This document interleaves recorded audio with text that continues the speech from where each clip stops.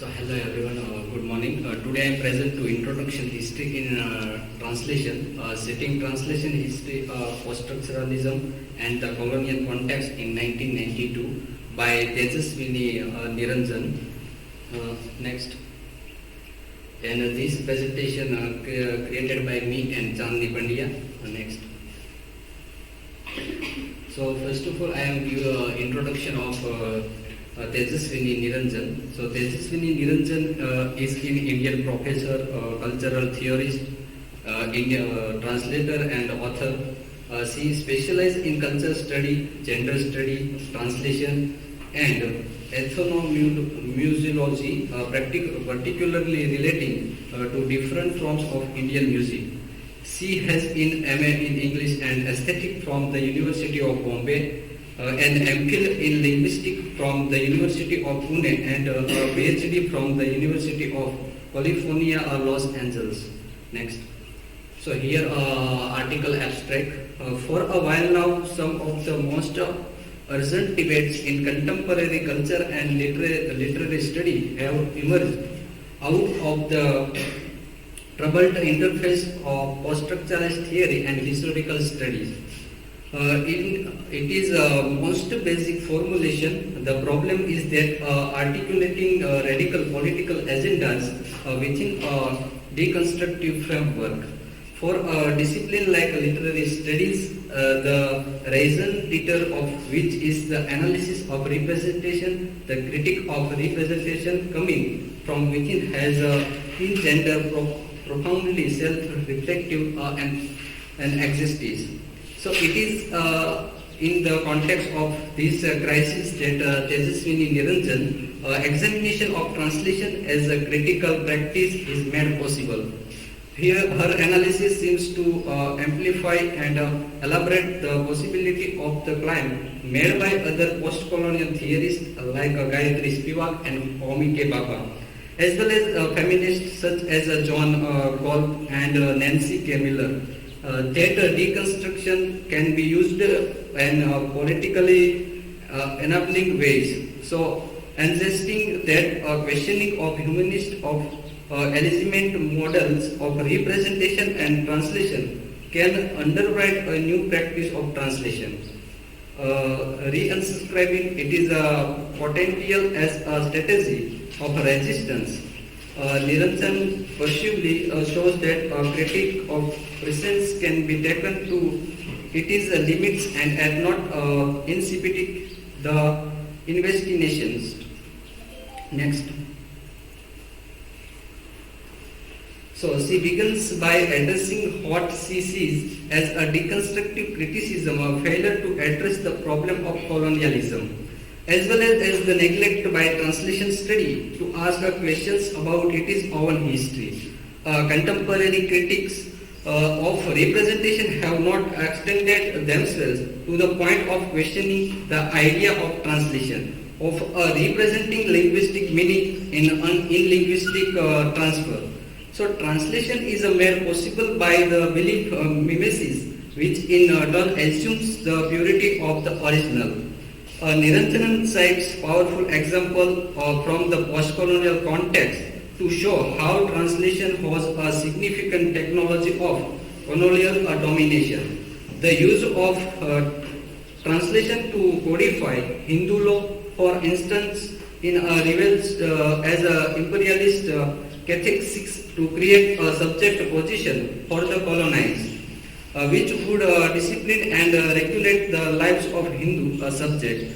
In other words, the notion of original text was itself used to fashion the native essence in an instance of colonialism attempt to erase historicity.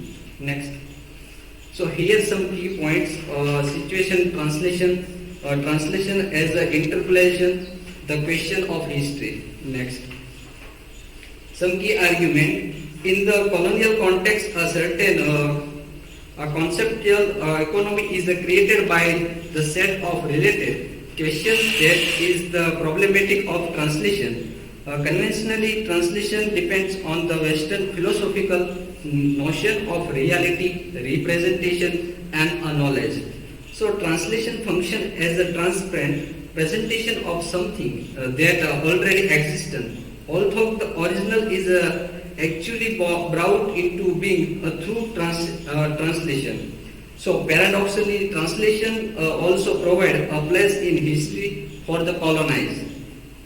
She has therefore discussed the pretensions of the critic of historicism to a world undergoing a decolonization given the enduring nature of Hegelian presentation of the non-West and the model of teleological history that authorized the and a questioning of the model could underwrite a new practice of translation. In the final chapter, with the help of a translation from Canada, a South Indian language, into English, I discuss the uses of post-structuralism in a post-colonial space. So throughout the book, my discussion function in all the resistance philosophical, linguistic and political in which translation work under a colonialism. If at any point I seem to dwell on only one of these, it is for a purely strategic purpose. So another aspect of post-structuralism that is significant for a rethinking of translation is it is a critic of historicism which shows the genetic and the teleological nature of traditional historiography. A critic of historicism might show us a way of deconstructing the pusillanimous and deceitful Hindus of Mill and Hegel. So her concern here is not, of course, with the alleged representation of the Hindus, rather I am trying to question the withholding of reciprocity and the essentializing of a difference that permits a stereotypical construction of the other.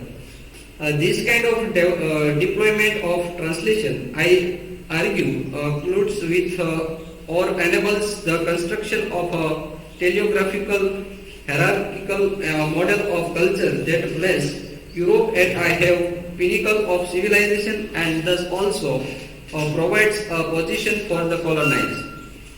This work belongs to the larger context of the crisis in English that is a consequence of the impact of structuralism and post-structuralism on literary study in a rapidly decolonized world.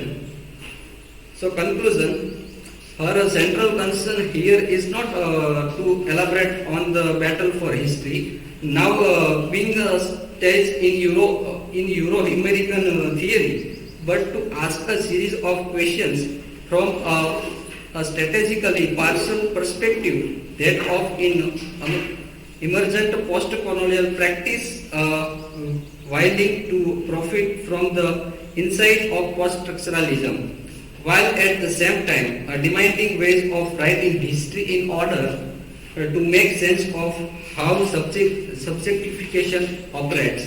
So since it is a part of her argument that the problematic of translation and the writing of history are inextricably bound together, she should briefly go over Spivak's main point regarding the subaltern historians.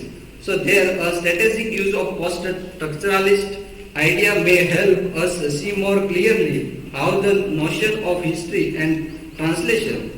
So she wished to reinscribe are not only unblinded by the post-colonial critiques of historiography, but might also further strengthen the critique. Thank you.